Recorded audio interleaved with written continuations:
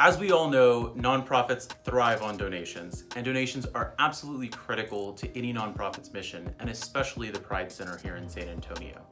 For me, being a donor is about investing in our community, not just the LGBT community, but the San Antonio community. I'm a lifelong resident of San Antonio. I was born and raised here, and it's a big deal to me that we invest back into our community.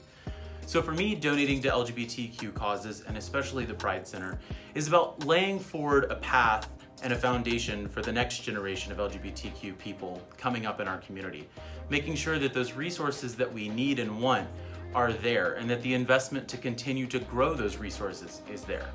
That's why being a donor is important to me.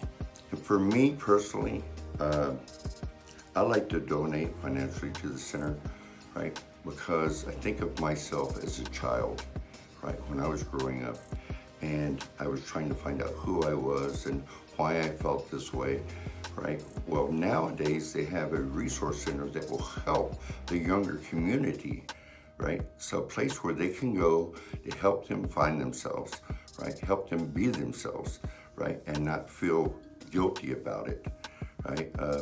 We're taught to feel guilty about how we feel, right?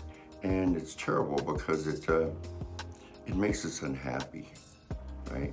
So for me, the Resource Center is the lifeblood of the queer community, right? So financially, I donate generously to the Pride Center, and I think everybody should. Oh my God, if I could tell you where the center was 10 years ago, celebrating our 10th year this summer and this whole year has been a special moment. The center started off as an all-volunteer organization. No physical space, no staff members. It was just a bunch of community members that were passionate about our community, stepping up to the plate to do what we could do. And to be honest, it wasn't a whole lot at first. But over the last 10 years, we've been able to grow, not only to have a full walk-in center for people to come in and use the services that they need, get the resources that they need.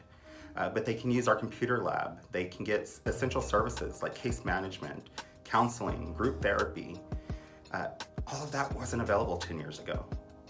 So to celebrate our 10th year and to celebrate how far we've come, it's celebrating our growth. It's celebrating that we have staff that are on payroll to provide these services to our community that are essentially needed by those that are most vulnerable here in our LGBTQ plus community. Help empower San Antonio's LGBTQ plus community. Help empower San Antonio's LGBTQ plus community.